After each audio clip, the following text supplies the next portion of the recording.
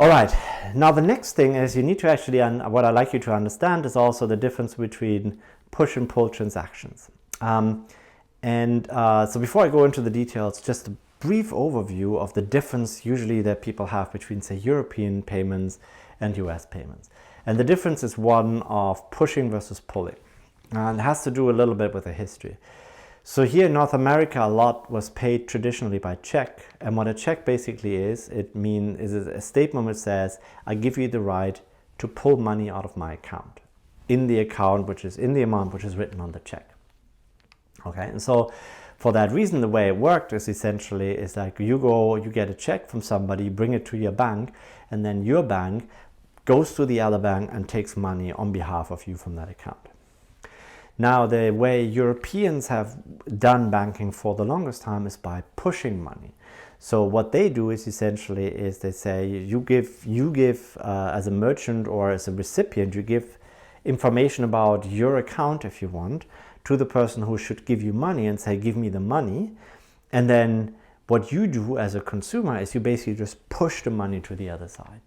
Which means that now the important part is that neither by pushing the other side can take something from me, nor can you as a pusher take something from the other side, right? And that's critical because what the pull transaction is in a pull transaction, you give the other side the right to pull something off your account.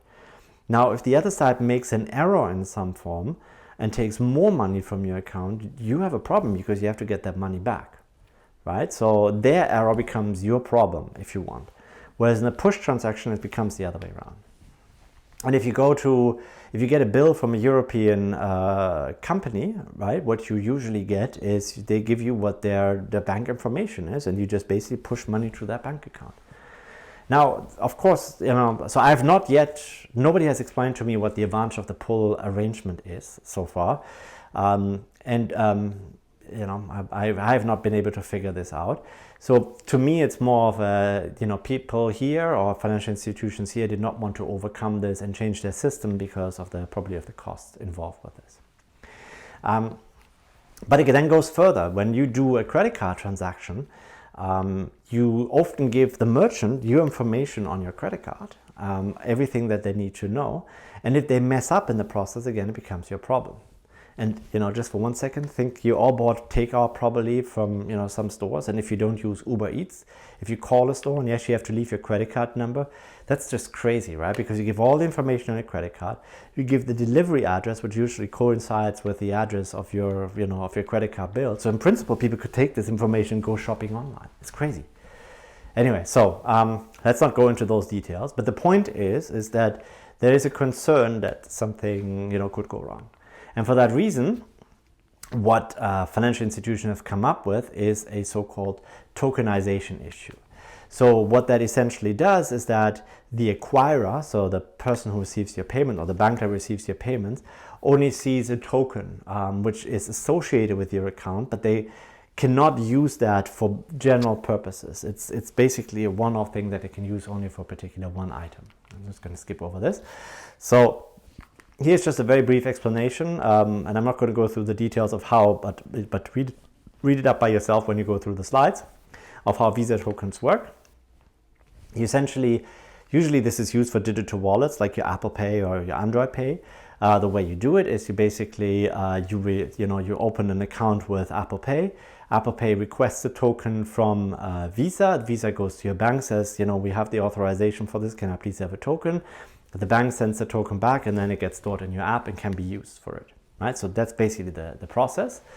And here's how the token is then used in your merchant transactions. Now, I'm going very quickly over this, but this is a major innovation actually in the payments world as far as I understand.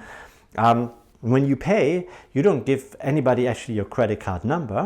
When you pay at a terminal, all that you basically hand over is a token.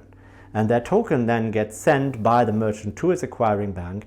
That when it goes to the network, verifies from a token vault that this is actually your token, and then initiates the transfer from your bank to the acquirer's bank, and then this is what completes the transaction. Right? So this is as a process, it involves a lot less information compared to a lot of less exchange and more secure transactions than what a normal process used to do. So this is a major innovation. It's in my opinion, the way I see it and the way I understand it, seems still a workaround from push versus pull transactions. And as you remember early on when we talked about a blockchain transaction, that is an even easier form because you basically just sign a transaction digitally and put it to a network which processes it. And the only thing that you transfer in the process is public keys and the signatures, all of which, as cannot be forged and so on and so forth.